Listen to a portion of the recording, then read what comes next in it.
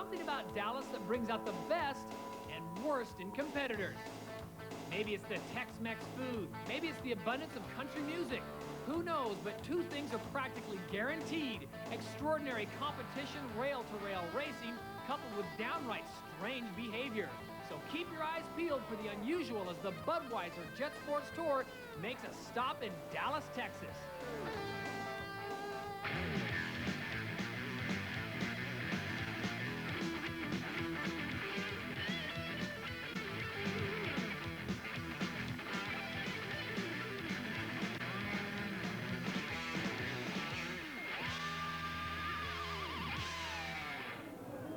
Hello everybody and welcome to Dallas, Texas, stop number 3 of the 1996 IJSBA Budweiser Jet Sports Tour, the West Coast Performance Nationals, co-sponsored by Ford Trucks. Todd Harris along with Chuck Coots and Larry Rippenkroger. We have got the best racers in the nation racing here in hot Dallas today. Before we get to our first moto, let's have a look at the overall standings. And Chuck Coots, we've got a log jam in first and third. We've got two ties going on. Farthing and Fischetti are tied for the number 1 spot. Bonacci and McCluggage tied for the 3 spot.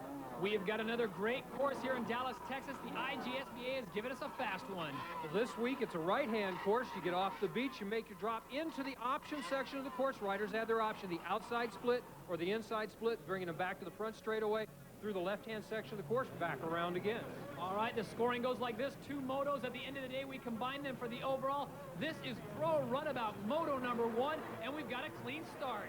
Looks like Wild Bill Pointer got an excellent jump off that starting line. We're getting a look from the POV camera on the West Coast boat as we follow the leader around the first turn. It's Bill Pointer Jr. out in front. He is looking very fast. Boat number 6, the Kawasaki, Team Kawasaki, out of Laguna Niguel, California. A good view of the rest of the pack making chase.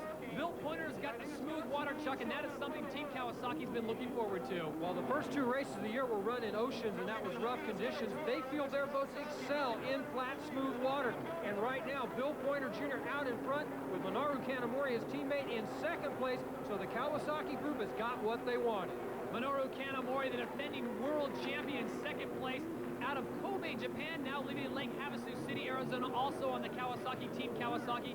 Another very fast rider. And you add to that mix Victor Sheldon, the defending runabout national champion. So Team Kawasaki looking very good. And right now, Chuck Coots, it is all Bill Pointer. Bill Pointer has been a great acquisition by this Kawasaki team for this year. We're going to take a look back at the start and see how they did it. Fischetti trying to get the starters' attention, unable to do it. The 2 Kawasaki boats got tremendous jumps. There's been work all week on props, dealing with scat track, trying to find the right combination. Evidently they have, because those 2 boats at the start were able to pull away from everybody. The other boats start to close back in, but by the time they get to the first turn, it's Pointer followed by Kanamori. Bill Pointer, 22 years old, out of Laguna Niguel, California. 6th place in Pro Runabout last season. He is definitely on the move this year. And right now, he has got that Dallas water in front of him, looking very glassy, very smooth. His boat is hooking up completely right now.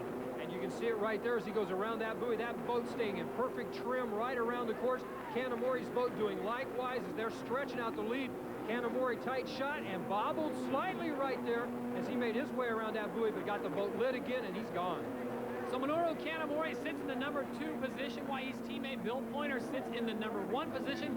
Kawasaki having their way today on the flat waters of Dallas, Texas. But this course will start to get choppy as the riders continue to make their way around. A lot of laps still to go, and that could spell trouble for them later on. Well, this is not a typically deep lake. It's actually sort of a shallow lake, and it will chop up fast. A real washing machine Ripley effect will take place on the top of the water. The riders are going to have to fight that chop once it builds. Currently running in 4th place, Tom Bonacci out of Brea, California, on board the West Coast Performance Sea-Doo. Bonacci looking very good from his vantage point. Things are a little choppy out there, but the boat is hooking up just fine. And right now, Chuck, all top 5 riders are running with a lot of space in between them. Well, they've actually distanced themselves from each other fairly well, so no riders really got rough water. And right there ahead over on the left-hand side, you can see Bonacci's teammate, Derek Punchard, who's running in that number 3 spot. So Kawasaki is running 1-2. West Coast Sea-Doo is running 3-4. We have got a great race underway. Tom Bonacci in desperate need of points. He will try to push it, even though it's a teammate in front of him. No love lost out here. And right behind Bonacci, Todd, is the 3rd member of the West Coast Sea-Doo team, and that's Greg Stewart. He's pushing Bonacci, so we've got the 2 Team Kawasaki's out in front, followed by the 3 West Coast Sea-Doos. And Chris Machete bringing up the 6th place position. We have got a great race going on here. Moto number 1. We take the 2 motos of the day, combine them, and that gives us the overall for the day. Currently running in 3rd place, Derek Punchard out of Scarborough, Ontario, Canada. He is riding on the West Coast Performance Sea-Doo, looking very good, and I believe he has tasted success here in Dallas before, Chuck Kuntz. Well, a couple years back, Derek did taste the thrill of victory here at Dallas, Texas, and he's trying to find a way to get it done now. We are well into moto number 1, the runabout class. This is how our standings look right now. It's Pointer, Canamori, Punchard, Bonacci, and Stewart. When we come back to Dallas, Texas, we'll have more racing. Stay with us. The West Coast Performance Nationals are brought. Welcome back to Dallas, Texas, and ESPN's coverage of stop number 3 of the IJSBA Budweiser Jet Sports Tour West Coast Performance Nationals, co-sponsored by Ford Trucks. Todd Harris, along with Chuck Kuntz and Larry Rippenkroger, our current leader in pro runabout moto number 1, Bill Pointer Jr. He's being chased by teammate Minoru Kanamori. Then it's Derek Punchard, Tom Bonacci, Greg Stewart, and Chris Machete. Seems like the tuners have really done their homework. All these boats are identically prepared. There is nobody gaining any kind of an advantage over anybody else. They're all staying about the same distance on the course. And as we talked earlier about how this lake will chop up, we can see it right now as these laps count down. Weather always a factor in Dallas, Texas. No thunderstorms on the horizon, but you never know. There is our current points leader, tied with Dustin Farthing, Chris Machete. He sits in 6th place right now, definitely not where he wants to be, Chuck. And meanwhile, Dustin Farthing, tied with Machete for the points lead, is sitting back in 12th place. This isn't where you want to be if you're trying to win this class, because the competition is so keen and so tough that back markers or being back in a moto like this kills you for the overall point standings. You've just got to be in that top group. In the back, it's the DF brothers, Dustin Farthing and Dan Fitzgerald, currently running in 10th. It's Clay Cullen. That is not where Dustin Farthing wants to be, as you pointed out, Chuck. 12th place in the pro runabout class. It can happen, but when you're trying to track down a title, especially this year, 12th place is not going to get it done. Well, if you're that far back in a moto, even if you win the next moto, you still end up in the middle of the pack in overall points. It's just not a help when you're trying to gain the title. And Dustin Farthing desperately wants to get into that battle with Minoru Kanamori and Bill Pointer Jr. out in front. He has definitely got a ways to go. Greg Stewart on the right-hand side has broken down, and Chris Machete will inherit the 5th place position. Something's gone wrong with that West Coast Sea-Doo. He's got the seat slid back. He keeps looking down in the engine compartment, reaching down inside, trying to tweak something. He's trying to find something wrong and just can't. Not your average exhaust leak where they can usually pitch the seat and get air down in there. He is dead in the water. Machete will take that and say thank you very much as he moves into 5th. Rocket Ship Racing Sea-Doo, prepped by Pops Machete, ridden by Chris, the Flying Fish. This is a good move for him getting up into that 5th spot, as this will give him a boost up for moto number 2 if he can get a great finish in that one. Chris Machete counting the points. Meanwhile, in 4th place, Tom Bonacci. Look closely on his left wrist there. A bit of an injury for the bomber. He's got a wrap on that arm. Had a bit of problem the other day when a storm came through Dallas, Texas. As we said, the weather here can get violent at times, and Tom experienced that firsthand. Yeah, we got hit with pretty much a full force hurricane out here. Must have been like, I guess I heard up to 70 to 80 mile an hour winds came through, started taking whatever was in its path, tents and anything you had laying around was pretty much flying sideways through the air. I tried to be a hero and save our tent. I holding down the post, and the gust came, like it hit like it felt like I got shot out of a cannon. I mean, just boom, ejected me about 20 feet up in the air, came down, landed on my left hand, and tweaked my wrist. It didn't break it. I had it x-rayed. It isn't broken. I got some strained tendons. Hurts a little bit. Taped it like a boxer, and I'm just gonna go for it. It's gonna hurt, but I think I'll be okay. I rode practice, and it's pretty good. I think once the gate drops, the adrenaline and everything, you kind of forget all the pain. And I've always been kind of known for riding in hurt and in pain, so I think I excel in that condition. So while Tom Bonacci does his best, Dorothy in total imitation in Kansas, the race goes on, and for Tom, just a few extra Tylenol should get the job done for him.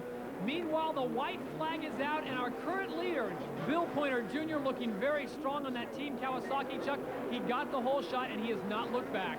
This is what the Kawasaki team wanted to show, what these boats can do in clean water. And right there, you can see Pointer moving up and passing Dustin Farthing. That's lapping 12th place.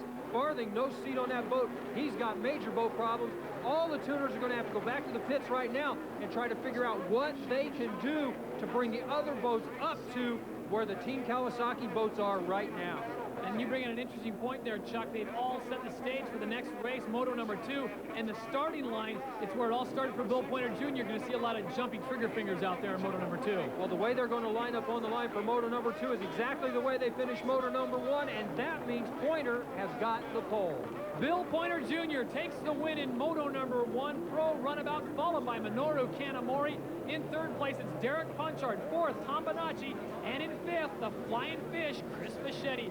But the first race goes to Bill Pointer Jr., Kawasaki, Team Kawasaki. When we come back, we'll have a talk with our winner. Welcome back to Dallas, Texas. Stop number 3 of the 1996 IJSBA Budweiser Jet Sports Tour, the West Coast Performance Nationals, co-sponsored by Ford Trucks. Todd Harris, Chuck Kuntz, and Larry Ripperkruger bringing you the action. Moments ago, it was Bill Pointer winning Moto number 1, the Pro Runabout class. For Team Kawasaki, it is a sweet victory indeed. Let's go down beachside to the 3rd member of our broadcast team, Larry Ripperkruger, who is standing by with our winner. Larry. Well, I know Team Kawasaki was looking forward to this event, the first flat water race of the season. Obviously, it went real well for you, Bill. Yeah, it did. I mean, I've been looking forward to it myself. I won this round last year. My Team Kawasaki prepared boat worked awesome today. I mean, just a perfect hole shot. Couldn't be happier. Timed the band perfect, and luckily it made it thanks to Scott Stoffer.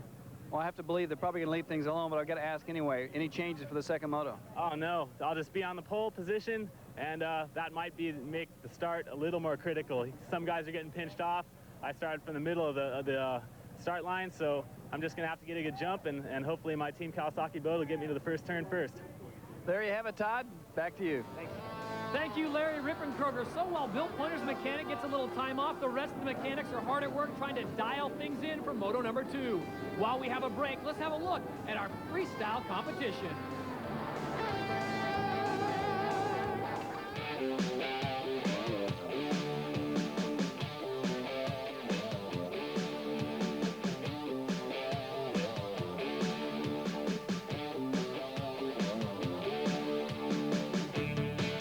Dallas is one of the favorite stops for the freestyle riders because it has deep, flat water. And as always, there are 7 judges scoring each rider for their execution, variety, and difficulty of each trick. The high and the low scores are thrown out, and a possible perfect score of 50 could be picked up. Starting things off, it was Bobby Biggs who decided to walk and run on water. As a backup, just in case the running on water did not work, Bobby gave his best shot at dancing on his ski. A freshman to freestyle this year, Eric Malone seems to have done his homework. His studying and hard work gets him passing grades and a few more points for the tour standings. Mark the Shark Sickerling started his 2-minute routine as a fish out of water. His explosive barrel roll was red hot. The Shark showed off his versatility with a few power tumbling moves he learned at summer camp. He also decided to do things backwards, and it worked out for him.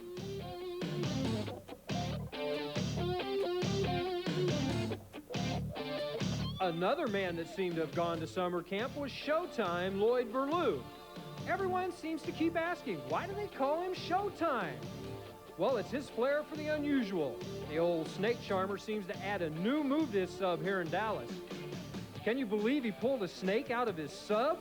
Well, he gave it one last shot and had to settle for a well-executed nose stab.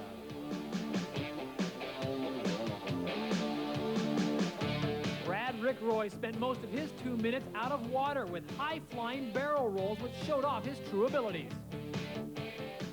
Yeah, it feels good. It's a lot different than last weekend. Complete different routine, new moves. I got something else for the next round. I really love my boat. I got a new Yamaha Superjet R&R Jet Tech factory pipe. Rides real good. And the crowd here, fantastic, and we could hear the crowd, and that pumps you up. Congratulations to all our freestyle competitors and Rick Roy for yet another first-place finish. After 3 stops, the tour standings look like this: Rick Roy, Lloyd Berlew, Mark Sickerling, Ken Wood, and Eric Malone. Jeff Jacobs has had a great start to the '96 ski season. His powerful style enabled him to run away with the whole shot in Moto number 1.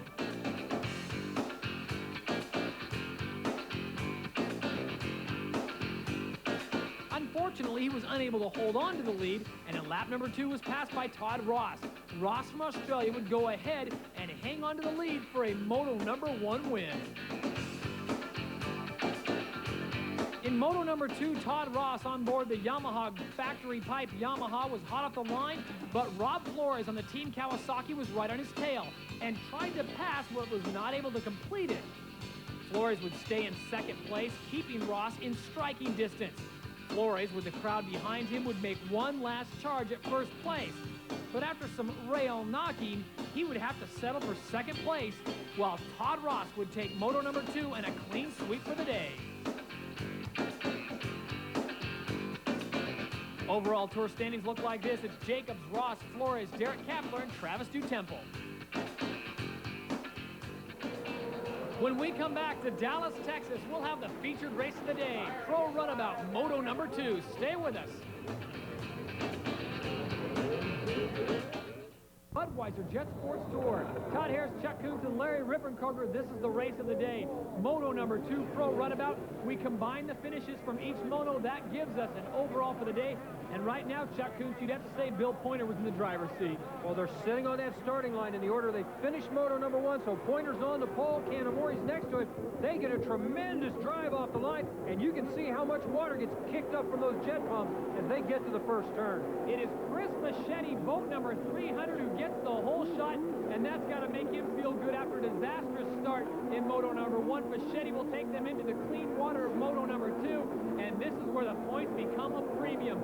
Coming into this event, the Flying Fish was tied for first overall with Dustin Farthing, so a win in Moto number 2 could do great things for his point standing. Well, Chris Machete finished 5th in Moto number 1, while Farthing had to settle for 12th.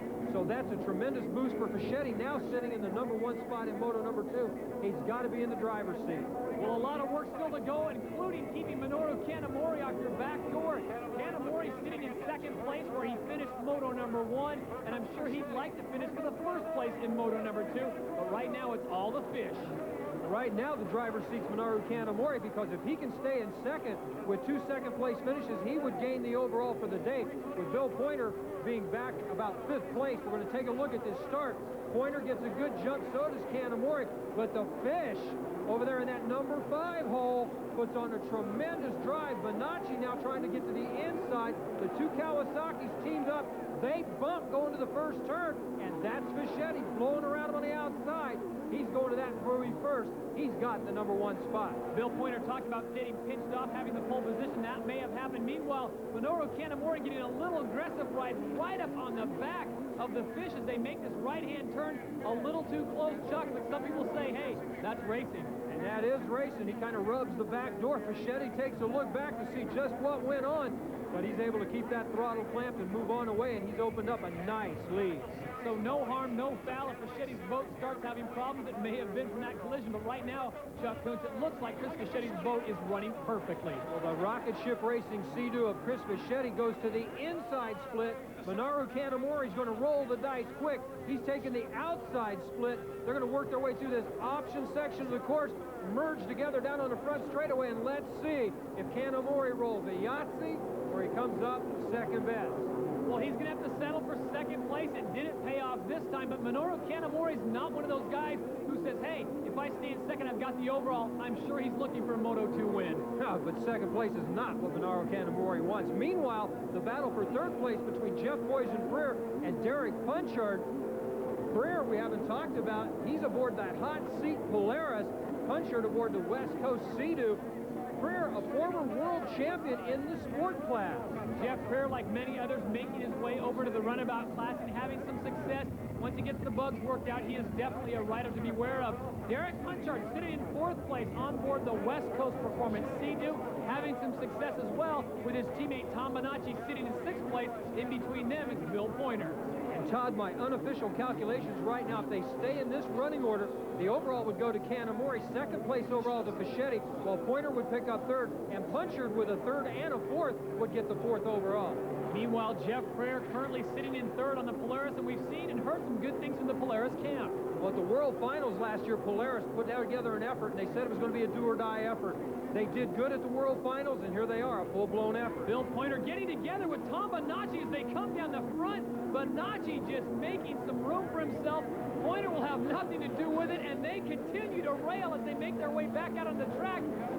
And Tom Bonacci, blame it on the food, blame it on the heat. Strange things are happening in Texas, Chuck Kuntz. Much like you said in the opening, strange things can happen down here, and they are. That was some tremendous infighting for position on the race course.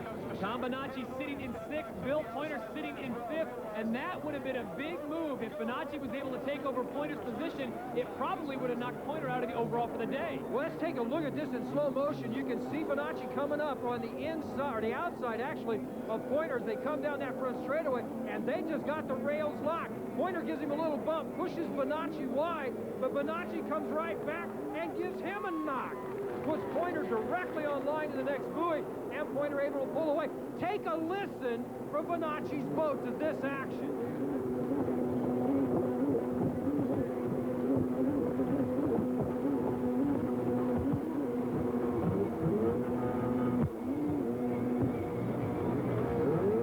Well, the boys at the paint shop are going to like that one on Monday, but as you say, that's racing.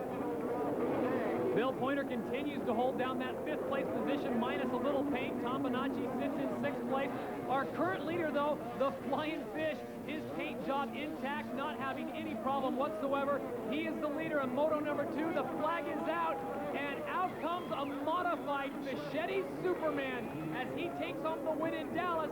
Chris Fischetti winning Moto number 2 in the Pro Runabout class. In 2nd place, it's Minoru Kanamori, and it looks like he will take home the overall for the day.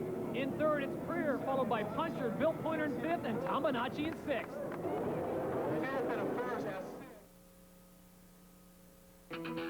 The Budweiser Jet Sports Tour has been brought to you by West Coast Performance Products, better by design.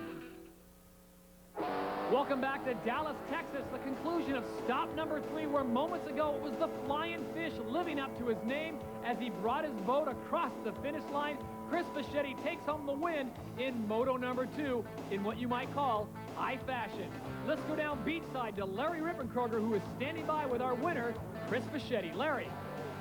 A great ride in the second moto, Chris. Congratulations on a good comeback. Woo, yeah, it was sweet. I like that one. A little bit on the outside, and we put the horsepower to the water, and the water up in front of everybody else, and I brought that one home.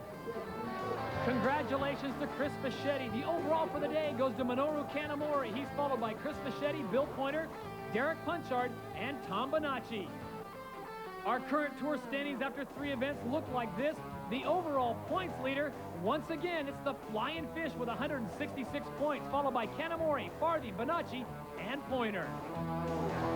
That'll conclude Dallas, Texas. For Chuck Kuntz and Larry Rippenkroger, I'm Todd Harris. We'll see you stop number 4, San Diego, California.